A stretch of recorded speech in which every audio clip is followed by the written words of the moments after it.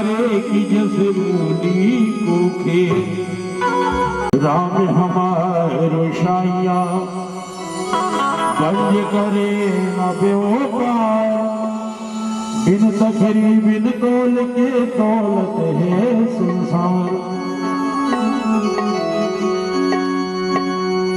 हरी खता क्या थी के चरणों की रजे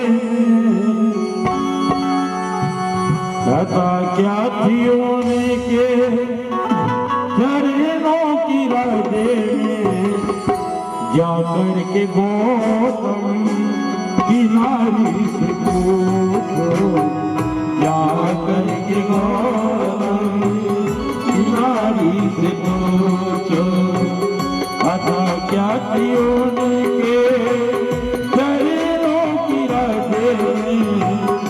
अथा क्या थी उनके चरणों की राह या करके गौतम की नारी से पूछो या करके गौतम की नारी से पूछो।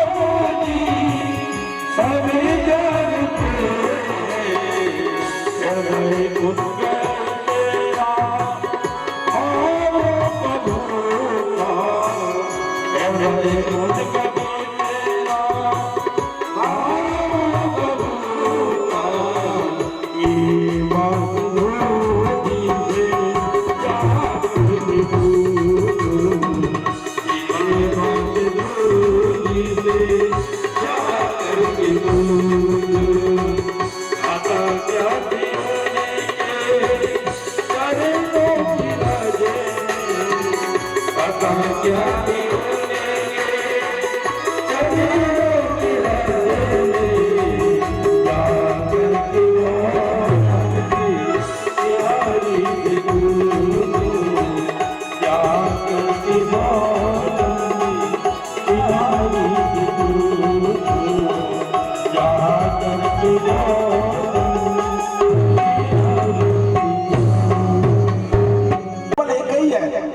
सुबह उठना, स्नान करना, भोजन करना और फिर सो जाना, पति की सेवा करना, बस इसके आगे हम कुछ नहीं जानते। कुछ नारद जी आप महाज्ञानी हो, आप कुछ पतिव्रत धर्म के बारे में तो बताओ। नारद जी ने कहा आप पतिव्रत धर्म अगर पालन कर ले तो सौभाग्यवती हो जाएंगी, सती हो जाएगी, सती हो जाएगी। बोले हमारे पति के पास तो लड़ाई झगड़ा से फुर्सत मिले जब तक उनकी सेवा कर, कहीं इधर आकर में जाना, कहीं उधर आकर में जाना है, हम कहाँ सेवा करें, किसकी सेवा करें? क्या कोई दूसरा उपाय है कि जिसके करके हम भगवान के प्यारे हो सकते हैं, हम भगवान के प्रिय हो सकते हैं, जिससे हमारी संस्कृति मोक्ष हो जाए मरने के बाद? नारद जी ने कहा हाँ है ना। बोले क्या है बताओ? बोले जो स्त्री, इसमें दान की महिमा बताया नारद जी ने। जो आषाढ़ के बैसाख के महीने में जो स्त्री पानी का दान करती है, छत्ता का दान करती है, जूता का दान करती है, वस्त्र का दान करती है, वो सौभाग्यवती स्त्री कभी भी विधवा नहीं होती। फिर नारद जी ने कहा जो कार्तिक के मास में उड़द का दान करती हो, दूध का दान करती हो, दही का दान करती हो, वो भी स्त्री देवताओं को प्रिय होती है और अपने पूर्वजों को प्रिय होती है। फिर नारद जी कहते हैं सुनो, जो स्त्री हर मास की एकादशी का व्रत करती है वह भगवान विष्णु को प्रिय होती है, अपने पति को प्रिय होती है। अनेकों प्रकार से नारद जी ने 1000 स्त्रियों को मोहित कर दिया और नारद जी की बातें सुन करके सारी जो बाणासुर की स्त्रियां थी सब मोहित हो गई नारद जी पे। काम से नहीं, उनकी विद्वता पे कि देखो कितने महान ज्ञानी हैं नारद जी, अगर ये पहले आ गए होते तो हमारा कल्याण हो जाता। बस इतना ही काम नारद जी ने किया। उस त्रिपुरासुर के महल में नारद जी ने 1 माह विश्राम किया और 1 माह में सारी रानियों को उन्होंने धर्म के बारे में पाठ पढ़ा दिया। अब वहां क्या है, त्रिपुरासुर के महल में कोई धार्मिक आयोजन तो होता नहीं था।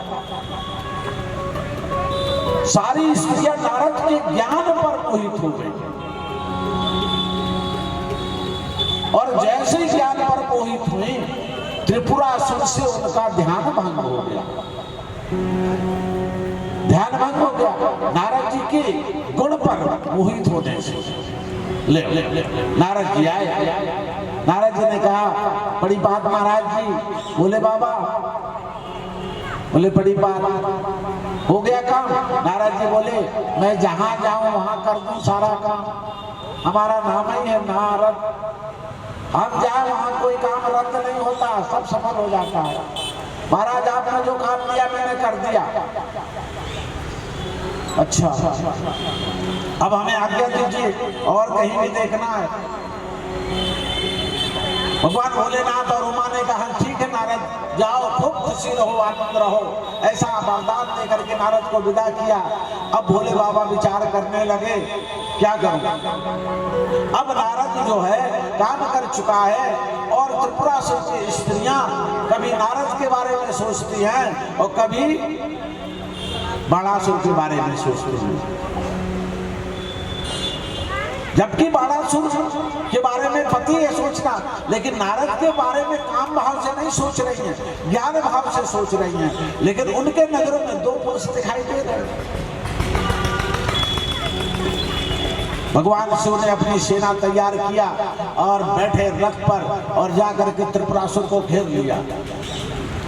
भगवान ने केवल एक बाण मारा शिव ने और बड़ी बड़ी उल्का गिरने लगी, बड़ी बड़ी आग की लपटें गिरने लगी, सारे तरफ पूरा महल जलने लगा। वो सारी स्त्रियां जो राजा की थी बाणासुर की, सब आकर के भगवान शिव के सामने नतमस्तक हो गए, शरणागत हो गए। कहने लगी महाराज एक बात बताओ, बाणासुर आपका अपराधी है, पर मेरा अपराध क्या है कि जो हम इस कष्ट को पा रहे हैं। भगवान ने कहा देखो बात तुम्हारा नहीं है, पर बाणासुर का इतना आतंक है कि उस आतंक को हमको मिटाना ही पड़ेगा। पर तुम शरण में आ गई, बस इतना हिंट इन्होंने दिया, इतनी सी थोड़ी सी जानकारी दी। सारी स्त्रियां जाकर के बाणासुर से कहने लगी कि तुम भगवान शिव को नहीं जीत पाओ। आज तक भगवान भोलेनाथ को किसी ने जीत पाया है? जरा ज्ञान से जीतो। बोले ज्ञान से जीतना क्या करे? बोले जा जाकर उनके शरण में गिर जाओ, उनकी आराधना करो, स्तुति करो।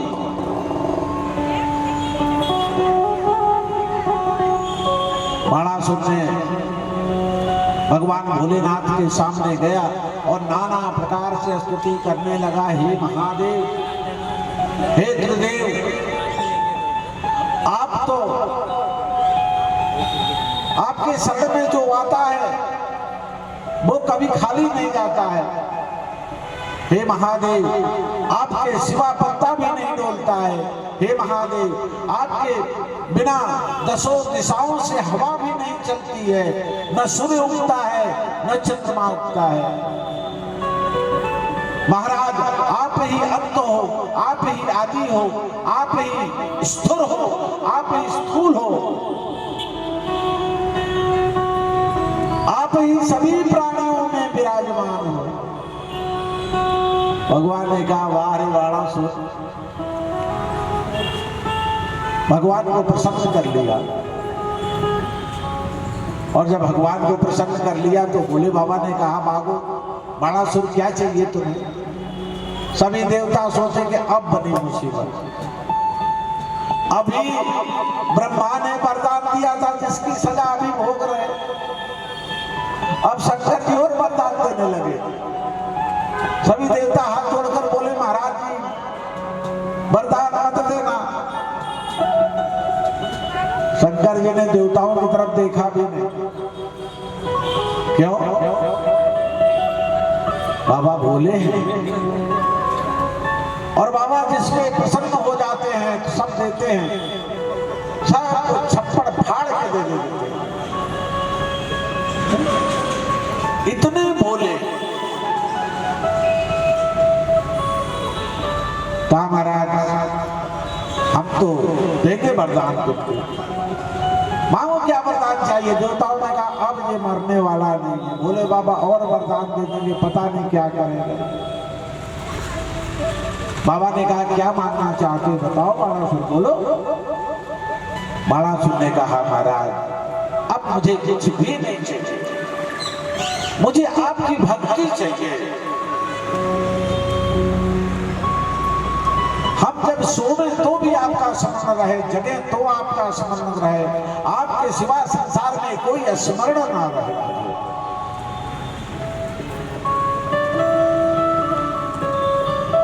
भोले बाबा ने कहा, यो जाओ बाणासुर, आज के बाद तुम हमारे प्रमुख गणों में से रहोगे, उनको गण बनाना। नर्मदा के किनारे एक दूध नदी बहती है, दूध नदी का संगम हुआ। मार्कंडेय जी से पूछते हैं, महाराज ये दूध नदी कहां से बही, किससे बही? तो मार्कंडेय जी कहते हैं, भगवान राम लक्ष्मण लंका पे चढ़ाई किया, युद्ध हुआ, रावण को जब जीत लिया,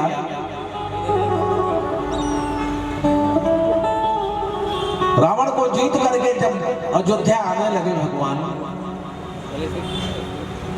तो अंजना पर्वत से रथ आ रहा था। अंजना पर्वत कहां पाया जाता है? कर्नाटक में,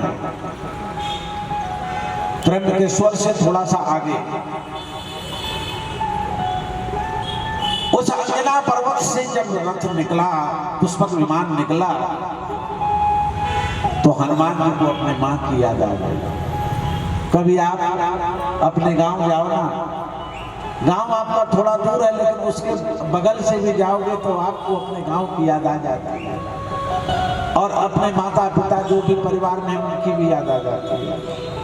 जैसे अंजना पर्वत से पुष्पक विमान उड़ा, उसी समय हनुमान जी को अपनी मां की याद आ गई। भगवान के सामने हाथ जोड़ करके बोले, हनुमान जी, हे प्रभु मेरी एक इच्छा पूरी करो। भगवान ने कहा, क्या इच्छा है? बोलो हनुमान। अरे तुम्हारे तो इतने उपकार हैं हनुमान, तुमसे हनुमान, हम तुमसे उड़ नहीं हो सकते हैं, और तुम कहते हो कि हमारी एक इच्छा पूरा करो। बोलो क्या चीज? बोले महाराज यही पास में हमारी माँ रहती है, बहुत दिनों से मैंने अपनी माँ को देखा नहीं है, अगर आपकी आज्ञा हो जाए तो मैं 2 मिनट अपने माँ से मिल करके आ जाऊं। भगवान रथ को कहा रोको, उसमें से बाहर उतरा। बोलो हनुमान क्या चाहिए? बोले आप आज्ञा दे दो तो मैं अपने माँ से मिल के आ जाऊं। भगवान ने कहा, क्या हनुमान तुम कितने स्वार्थी हो गए हो? हनुमान ने कहा, स्वार्थी? महाराज मैं और आपसे? हाँ तुम स्वार्थी हो हनुमान। कैसे स्वार्थी हो महाराज? हनुमान क्या तुम्हारी माँ है, हमारी माँ नहीं है? तुम अपनी माँ से मिलने के जा रहे हो, हमको भी ले चलते तो मैं भी माँ से मिल लेता, तो तुम स्वार्थी हो कि नहीं? हनुमान जी ने कहा, हमारा स्वार्थी नहीं, गलती हो गई, मेरे से अपराध हो गया, आप भी चलो। अब हनुमान जी राम लक्ष्मण तीनों लोग पहुंचे अंजना मैया के सामने। जाकर के अंजना को हनुमान जी ने चरणों में लेट करके प्रणाम किया। मैया ने आशीर्वाद दिया। अंजना मैया ने और उनका माथा सूंघ कर आशीर्वाद दिया। अपने पुत्रों को एक बात ध्यान रखिए, अपने पुत्र को जब कभी आशीर्वाद दे तो उसका माथा जरूर सूंघना और इसके बाद आशीर्वाद देना। हनुमान जी का माथा सूंघ करके आशीर्वाद दिया और अपने गोद में बिठा दिया, बैठो बेटा। इनसे कहा आप लोग भी बैठो। अंजना ने पूछा हनुमान जी से कि हनुमान जी बताओ बेटा ये तो कौन है? मैंने नहीं जानती। ये धनुष बाण रखे हुए बड़े सुंदर सुंदर, एक सांवला एक गोरा, ये कौन है? हनुमान जी ने कहा माँ यही तो हमारे प्रभु राम है। राम? कौन राम? अरे मैं जिसको भजता हूं वो राम है, तो हमें हमेशा उन्हीं का नाम लेकर के भजन करता हूं। अरे इनका पूरा परिचय कराओ हनुमान, पूरा परिचय कराओ। हनुमान ने कहा मां, ये अयोध्या नरेश के पुत्र राम हैं, इनके छोटे भाई लक्ष्मण हैं। अपने पिता के मान करके 14 वर्ष के लिए वन में चले गए। माता पिता ने इन्हें 14 वर्ष का वनवास दे दिया, वन चले गए। वन में जब ये पंचवटी में पहुंचे तो रावण की बहन आ गई, जिसका नाम शूर्पणखा था। उसके छल के कारण से रावण ने हमारे प्रभु के पत्नी सीता का हरण कर लिया।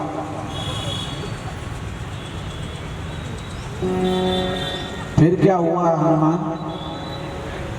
फिर हमारे राम जी ने, हनुमान कहते हैं कि फिर हमारे राम जी ने उस रावण का वध किया।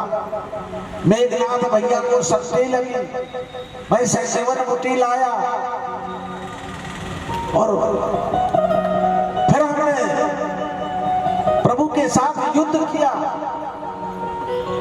फिर रावण को भगवान ने मारा और मारने के बाद विभीषण को राज दे करके हम अपने प्रभु के साथ में अयोध्या जा रहे थे और इधर अपने गांव के पास से अंजना पर्वत से गुजरा तो मां मुझे तेरी याद आ गई। जैसे ही अंजना ने सुना कि राम ने रावण को मारा, लक्ष्मण जी को शक्ति लग गई, उसी समय अंजना ने क्या किया? हनुमान जी को उठा के फेंक दिया गोद से।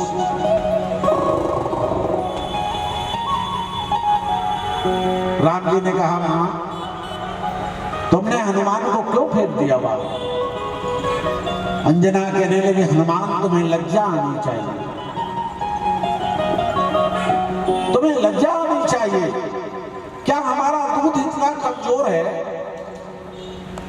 मैंने तो तुझे दूध पिलाई थी, तू चाहता तो पूरी लंका को उठाकर समुद्र में डूब देता। तुम चाहता हनुमान, अगर तुम चाहते